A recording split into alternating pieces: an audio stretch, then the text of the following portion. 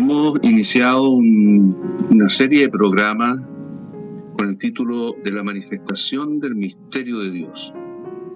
Hemos dicho antes que el misterio de Dios es Cristo. Este misterio que estaba escondido de siglos, por siglos y edades, fue revelado. Por fin fue revelado. A través de los profetas, de los apóstoles. Y Pablo es quien encabeza la declaración de ese misterio a través de sus epístolas. Es lo que el Señor permitió que quedara registrado en las Escrituras y que ha llegado hasta nosotros. Sin embargo, hemos dicho que el conocimiento del misterio de Dios no depende solo de un estudio nuestro, de una lectura de la Biblia. No depende de que nos ayudemos con textos de estudiosos, eruditos, sino que depende directamente de una revelación de Dios por el Espíritu Santo. Si el Espíritu no revela las cosas de Dios, nosotros no podemos conocer. Porque ¿quién conoce lo que es de Dios sino el Espíritu de Dios? ¿Quién conoce lo que es del hombre sino el Espíritu del corazón del hombre? Entonces, solo Dios puede darse a conocer. El Señor Jesús una vez dijo que nadie conoce al Padre sino el Hijo y a quien lo quiera revelar. Nadie conoce al Hijo sino el Padre y a quien lo quiera revelar. Entonces, es una cuestión que nos pone a nosotros en un aprieto muy grande, nos sube en una tremenda impotencia. El Señor dijo en una ocasión que el Señor había escondido estas cosas de los sabios y de los entendidos y las había revelado a los niños. Entonces, como que se estrecha un poco más el círculo. No solo Dios tiene que revelarlo, sino que Dios lo revela a una cierta clase de personas, a los niños. Y los niños son las personas que tienen un corazón sencillo, humilde. Y aquí nos ayudan las bienaventuranzas para entender qué es un niño. Las bienaventuranzas describen un niño. Una persona que está desprovista de los rangos y de las grandezas humanas, de lo que el mundo estima por sublime. Y nos muestra una clase de persona que mira la vida con ojos muy similares a los que el Señor lo ve, o como el Señor quisiera que nosotros lo viéramos. De tal manera que los niños son los privilegiados, los que reciben luz, entendimiento para conocer el misterio de Dios. Por lo tanto, nosotros tenemos que tener una actitud muy humilde, de mucha dependencia del Espíritu Santo. Nosotros no podemos hablar livianamente estas cosas, porque si lo hacemos livianamente, si tenemos otros intereses, si quisiéramos nosotros obtener ganancias humanas, si quisiéramos medrar con estas cosas, entonces el Señor no nos va a mostrar nada. De hecho, creo que ese es uno de los grandes obstáculos de por qué la Iglesia hoy en día carece de esta revelación más profunda. Y es porque hay muchos otros intereses. Entonces, tenemos que llegar al Señor con un corazón quebrantado, dependientes en absolutamente de su gracia, y pidiéndole al Señor que nos conceda luz para poder ver su luz. Así que, sin ir más lejos, yo quisiera que oráramos ahora y nos encomendáramos al Señor. Padre, tenemos ante nosotros nuevamente el desafío de escudriñar tu palabra. Y más que tu palabra, Señor, escudriñar tu corazón. Escudriñar el misterio que tú diste a conocer y que es Cristo tu Hijo. Tan alto, tan sublime, tan multifacético, que nosotros pasaremos sin duda la eternidad conociéndolo, admirándolo, contemplándolo, gustando de él. Por eso, Padre, ahora con una absoluta dependencia de ti te pedimos que tú nos abras los ojos del entendimiento para conocer un poco más acerca de este Señor precioso que tú nos has comenzado a mostrar, Jesucristo tu Hijo. Lo pedimos en su nombre, para su gloria. Amén. Estamos aquí entonces viendo la manifestación del misterio de Dios, porque el misterio de Dios tiene una manifestación que no es única, es decir, no ocurrió en un solo instante, sino que se fue dando a conocer en forma progresiva. Y dijimos que la primera parte, el primer eslabón, el primer capítulo de esta manifestación fue su encarnación. Él vino del cielo y nació de mujer. Siendo Dios hizo hombre. Y nació y llegó a ser como uno de nosotros, con nuestra misma semejanza, aunque sin pecado. Y la encarnación supone entonces el comienzo de la manifestación del misterio de Dios. Algo que ya estaba anunciado de alguna manera, de diversas maneras, de diversas formas, a través de los antiguos profetas. Logró entonces manifestarse en los días de Pilato, en los días de Herodes, en los días del Imperio Romano.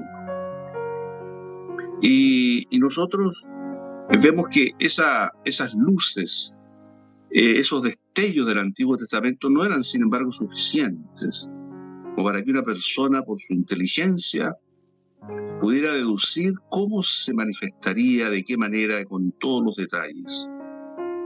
¿A quién se le hubiera ocurrido pensar, por ejemplo, que él nacería en un pesebre? O que él se criaría en Galilea, en una ciudad como Nazaret. ¿A quién se le hubiera ocurrido?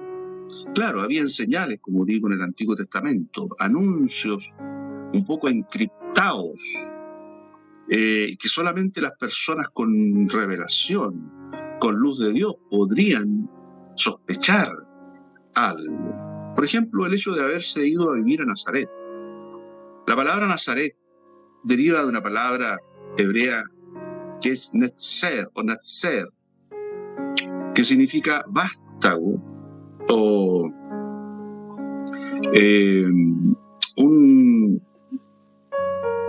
una expresión viva de un árbol que está muerto. Y justamente hay profecías en el Antiguo Testamento que hablan acerca de que él sería el vástago o la raíz de Isaí, que él sería del linaje de David, y que de este árbol muerto, porque la sucesión de los reyes de Israel se interrumpió tempranamente, de modo que cuando el Señor Jesús nació, no había reyes. Entonces él nació como un vástago, como un retoño de este árbol que ya no tenía vida, no tenía expresión, y que se manifiesta para ser el Rey de Reyes y Señor de Señores. Es algo maravilloso. Esta es una muestra de cómo el Antiguo Testamento deja entrever algunas luces, pero que no son tan potentes que se puedan ver a simple vista. Si el Señor no hubiese venido y no se hubiese encarnado, nosotros todavía estaríamos sin Dios, abandonados en un mundo yermo, desolado, oscuro, en tinieblas tan densas que las podríamos hasta tocar. La humanidad sería un continuum de muerte y abandono. No habría un antes y un después de Cristo. Estaríamos lejos del huerto, abandonados de Dios, sin esperanza y sin Dios en el mundo. Entonces, claro que es importante que el Cristo haya nacido de mujer, que se haya incrustado en la historia, porque entonces con él, con su nacimiento, recuperamos la esperanza y encontramos a Dios. Podíamos decir ahora, Dios está con nosotros. ¿Se dan cuenta del privilegio de esa generación en que Jesús vivió, si hubiesen tenido los ojos ungidos, ellos hubieran podido decir: ahora aquí, en este planeta Tierra, hay uno, el Cristo, que está respirando nuestro mismo aire, que está bebiendo de la misma agua que nosotros bebemos. En este momento en el mundo está Él, Dios. La vida no hubiera sido igual. Para el campesino, para el carpintero, para el pedrero que trabajaba la piedra o el mármol, tener a Dios entre ellos. Cuando nació el Señor, el mundo tuvo a Dios en su seno, pero no lo supo. Él caminaba en Israel por esas calles polvorientas, esos caminos castigados por el sol. Se movía como un hombre cualquiera, derramaba su vida y su luz en el mundo. La encarnación del Verbo dividió la historia humana en dos partes, y aún los impíos y los incrédulos, aún los ateos tienen que decir: eso ocurrió antes de Cristo, o esto otro ocurrió después de Cristo, y tienen que tomar su nombre en sus bocas, aunque les pese. Dios fue hecho carne. Antes las sombras y la muerte, después la vida y la inmortalidad. Luego, una segunda expresión de la manifestación del misterio de Dios fue su crucifixión y su muerte. ¿Qué misterio más grande que Él haya venido en el tiempo en que los romanos mataban a los malhechores crucificados? No era una horca, no era una silla eléctrica, no era alguna otra forma de muerte, sino la cruz. Y sin ellos saberlo, al establecer esa forma de muerte tan dolorosa y cruel, estaban preparando el camino para la expresión maravillosa del sustituto que tomó nuestro lugar y cuya sangre fue derramada hasta la última gota para el perdón y la limpieza de nuestros pecados. Tenía que ser la cruz. ¿Qué otra forma de muerte podía expresarlo mejor? No solo por el dolor, la infamia, por la humillación y la vergüenza a que era sometido un crucificado, sino por lo que significa que la sangre tipificada antes por el cordero que era inmolado para celebrar la Pascua, este cordero definitivo tenía que sangrar hasta la última gota. Cuando el Señor vino, ese era el principal problema del hombre, el pecado. Y el Señor resolvió ese gran problema primeramente, antes de todo lo que viene después. Porque el misterio de Dios todavía se está manifestando en el día de hoy y se va a seguir manifestando en otras etapas hasta el fin de los tiempos. Pero la primera cosa que Él tenía que hacer para recuperar al hombre y recuperar el propósito de Dios era quitar de en medio el pecado, porque el pecado hace separación entre el hombre y Dios. El pecado es una mancha oscura que no se puede limpiar de ninguna manera, que no se puede pagar con ningún precio. No hay oro ni plata que pueda quitarlo. Tenía que ser una sangre derramada, la sangre del justo, que murió por los injustos para llevarnos a Dios. Tenía que ser la sangre de uno que nunca pecó, del cual nunca hubo engaño en su boca. Esa sangre es la única eficaz y poderosa para recuperar al hombre de su postración, de su condenación, de su lejanía. Entonces, como si fuera una metáfora, esos dos brazos abiertos en la cruz del Calvario abrazaron al mundo por un lado y también por otro podemos decir que unió al hombre con Dios.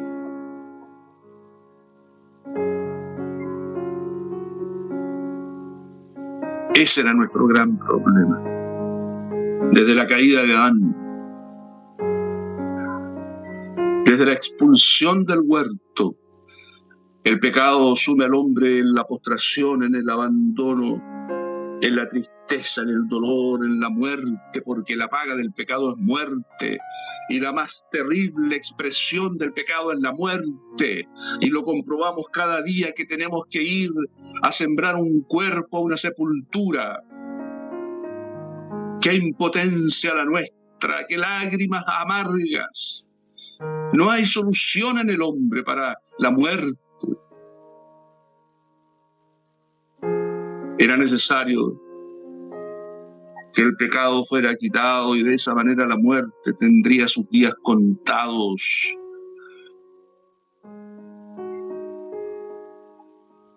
Entonces, solo una vez que ha sido quitado el pecado y liberado el hombre de sus efectos, de sus consecuencias, el hombre puede comenzar a caminar en el terreno del propósito de Dios y retomar aquello que perdió Adán y mirar hacia adelante con esperanza, mirar atrás con vergüenza, pero mirar hacia adelante con optimismo, porque los días que vienen sin duda son mejores que los que hemos dejado atrás, y eso también vale en nuestra experiencia.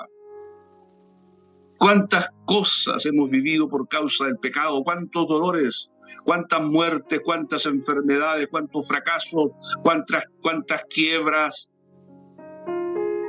cuántas rupturas, cuántos pleitos, cuántos enojos.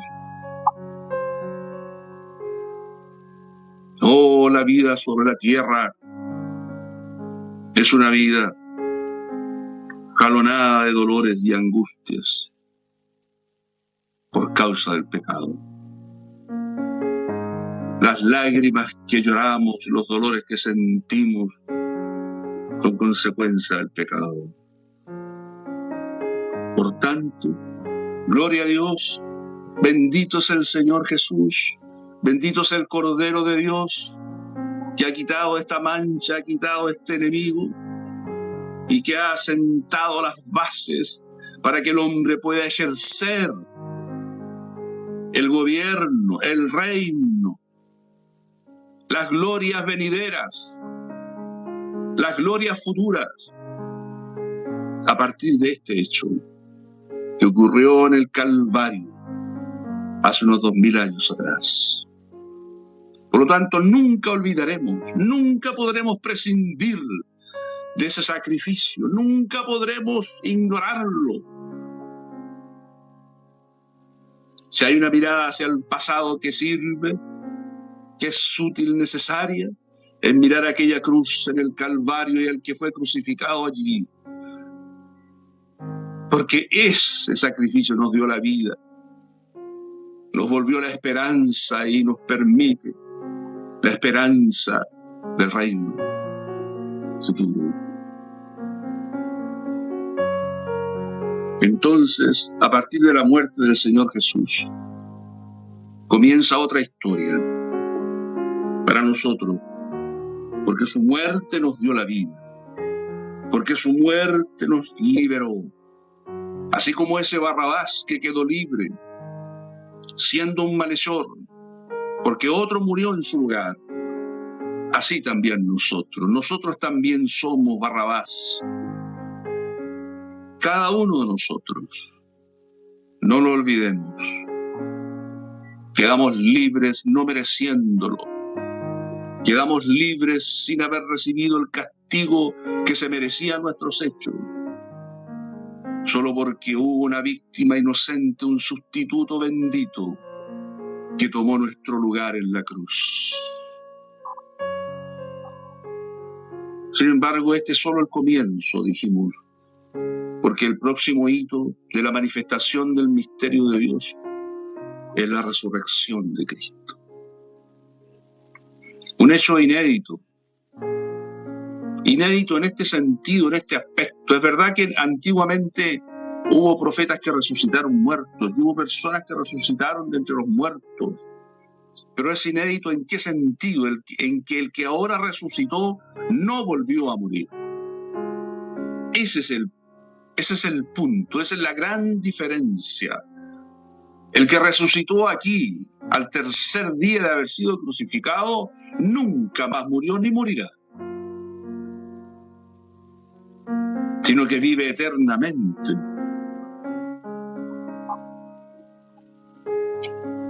Qué glorioso es eso.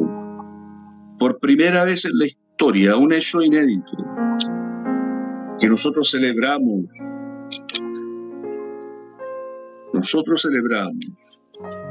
¿Por qué la cristiandad descansa el domingo? ¿Por qué celebra el domingo normalmente con acción de gracia, con alabanza?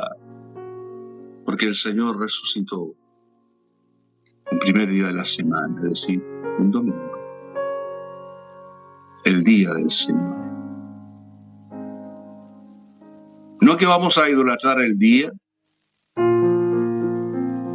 sin embargo, es un recordatorio de este hecho glorioso que ocurrió al tercer día de haber sido crucificado. Y en el capítulo 2, versículo 32 de Hechos de los Apóstoles, dice, en la predicación de Pedro, a este Jesús resucitó Dios, de lo cual todos nosotros somos testigos. Cuando Pedro decía estas cosas, estaba comenzando a exponer y a afirmar un hecho glorioso que después repiten todos los predicadores en el libro de los Hechos. Prácticamente no hay ni un discurso en el libro de los Hechos que no hable de la resurrección de Cristo. Y dice aquí, de lo cual nosotros somos testigos. Porque un hecho tan insólito y tan inaudito no podía afirmarse sin presencia de testigos, porque fácilmente podía pensarse que el que lo estaba diciendo estaba loco. Sin embargo, hubo testigos. Y la Escritura dice en otro lugar que por 40 días el Señor se apareció, después de haber resucitado, se apareció a diversas personas, a personas individuales y a grupos de personas. Como lo dice Primera de Corintios, capítulo 15, versículo 3, porque primeramente os he enseñado lo que asimismo recibí, que Cristo murió por nuestros pecados conforme a las Escrituras, y que fue sepultado y que resucitó al tercer día conforme a las Escrituras, y que apareció a Cefas, es decir, Pedro, y después a los 12. Después apareció a más de 500 hermanos a la vez, de los cuales muchos viven aún y otros ya duermen. Después apareció a Jacobo, y después a todos los apóstoles. Es decir, no solo los 12, sino a todos los apóstoles. Recordamos que el Señor en una oportunidad envió a sus discípulos de 72 discípulos. Y los enviados son apóstoles. Y el último de todos, dice Pablo, como un abortivo, me apareció. De tal manera que la resurrección del Señor tiene como acompañamiento necesario el que hubo testigos. Porque esos testigos testigos oculares, podían decir, yo lo vi, yo lo toqué, yo vi su mirada, yo escuché el acento de su voz. y no era exactamente el mismo en su apariencia al que antes habíamos conocido, porque en varias partes de las Escrituras nos dicen que a ellos les costaba un poco reconocer, dudaban si era él o no. Algo en su aspecto era diferente, algún brillo en sus ojos, algún brillo y tersura de su piel, algo en su porte, en su majestad, le hacía un poco diferente. Pero gloriosamente él se apareció, y aparecía y desaparecía de los ojos de ellos, iba y venía, afirmando sus corazones, hablándoles acerca del reino de Dios, preparándolos para la obra que ellos iban a realizar, porque él sabía que con su ascensión ellos iban a quedar solos, huérfanos de su presencia, iban a sufrir la soledad, iban a sentirse muchas veces como una viuda al que se le muere el marido. Sí, en cierto aspecto la iglesia es como viuda. No lo tiene físicamente, no puede abrazarlo, no puede recostarse sobre su pecho. Pero ha resucitado el Señor. Ha resucitado. Esta viudez es una viudez momentánea. Y es también una viudez relativa, podemos decir, porque el Señor no dejó huérfanos a sus discípulos, sino que envió el Espíritu Santo para que desde adentro de nosotros pudiera guiarnos, sostenernos, consolarnos, abrazarnos, hablarnos al oído, de modo que nunca nos extraviemos, nunca nos perdamos, nunca nos confundamos, nunca nos desesperemos. En cierto modo, el Señor Jesús sigue con nosotros. No los podemos tocar con estas manos, pero sí lo podemos tocar con nuestro espíritu. Veamos lo que dice el Salmo 16. Vamos a ir al Antiguo Testamento para ver de qué manera el Espíritu Santo estaba anunciando este hecho glorioso. El versículo 10 dice: porque no dejarás mi alma en el Seol, ni permitirás que tu santo vea corrupción. Esta palabra fue citada también por Pedro. Estaba en la boca y en el corazón de esta primera generación de cristianos. Es uno de los versículos que habla y que deja de manifiesto que el Señor no se quedó en el Seol, como los que morían antes de que el Señor hubiese bajado a ese lugar, ni permitiría Dios que su cuerpo viera corrupción. Luego en el capítulo 21, versículo 4, dice: vida te demandó y se la diste, largura de días eternamente y para siempre. Salmo 21, 4. Sí, Dios le dio vida, y una vida eterna para siempre.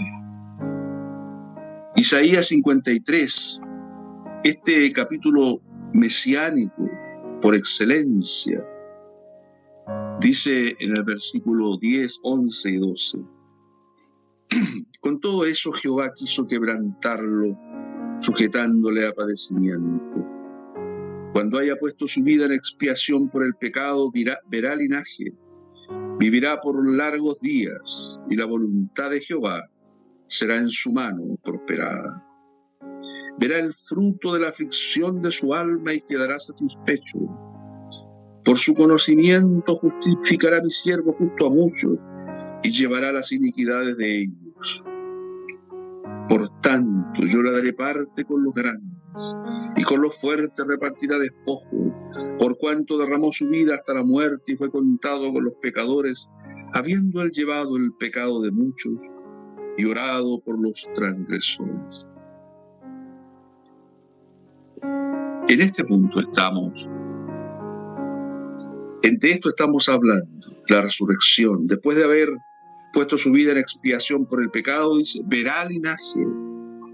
¿Qué creen ustedes que el Señor contempla desde los cielos hoy, en este mismo instante? Él contempla su linaje, su descendencia, y dice, y vivirá por largos días.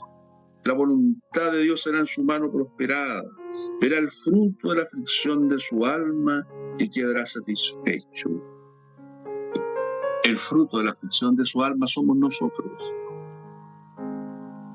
Y nuestra posición que tenemos hoy, que es una posición gloriosa, no solo estamos perdonados, nosotros hemos sido libertados del pecado.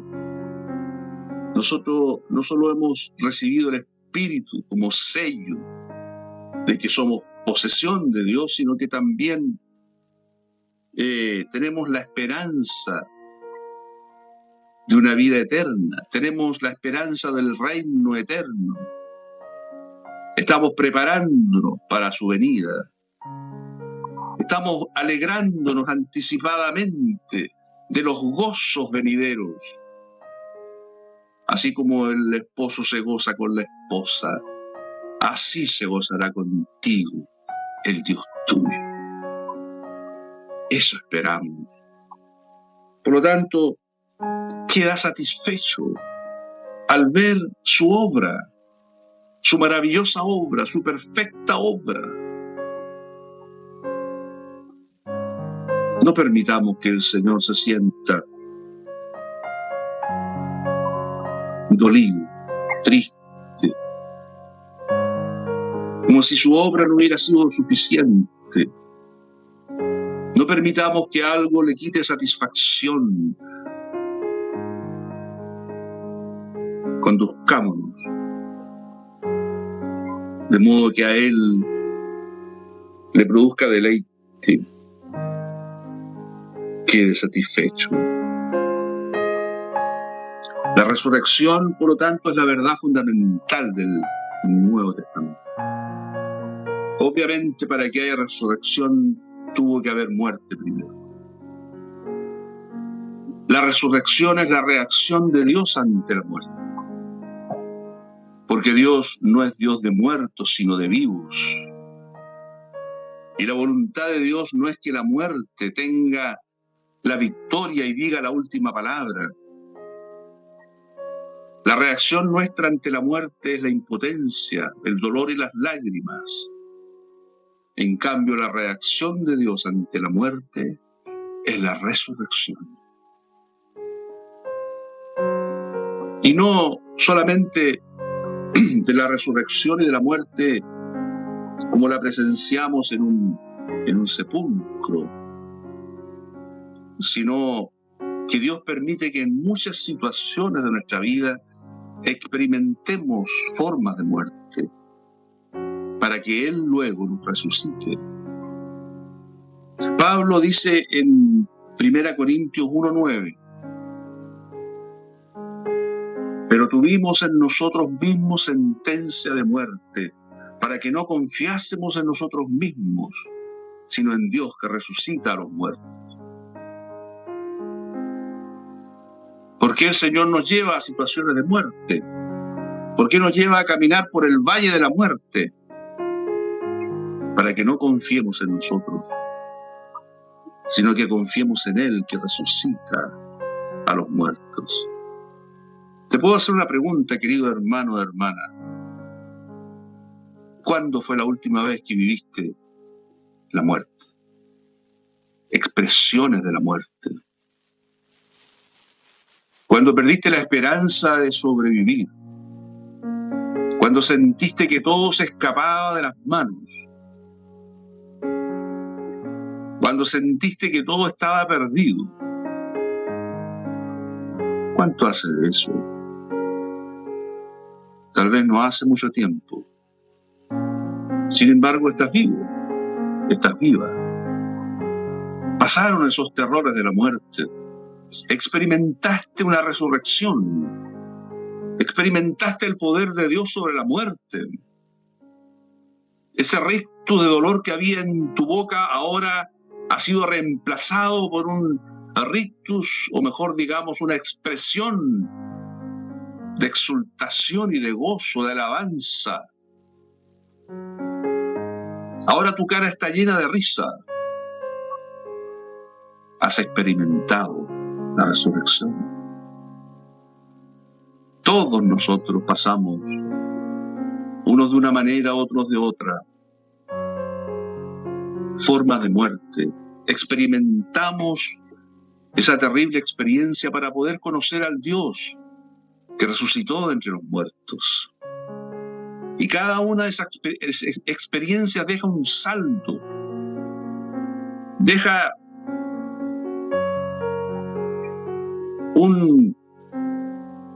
una manifestación de vida, de crecimiento, de madurez, de comprobación de las misericordias de Dios. Ayer tal vez lo experimentamos y tal vez mañana lo volvamos a experimentar de otra forma de muerte, de otra manera, en otro contexto, con otras personas. Pero no temamos. Nuestro Dios sigue siendo vencedor de la muerte y del que tenía el imperio de la muerte. Ninguna forma de muerte podrá derribarnos definitivamente.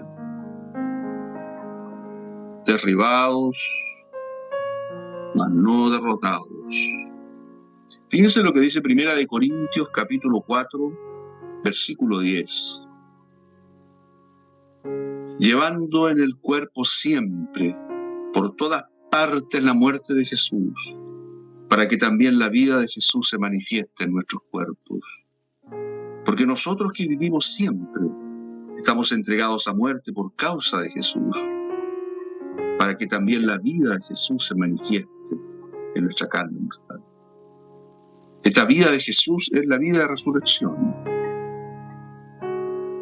Entonces, la muerte y la vida, la muerte y la resurrección. La vida de Jesús es la que vence la muerte, la vida nuestra no vence la muerte. La vida nuestra sucumbe bajo el poder de la muerte. Pero el poder de Jesús sobre la muerte se llama resurrección. Oseas 13:14 tiene una promesa preciosa. Busquemos en nuestras Biblias Oseas 13:14. Dice así: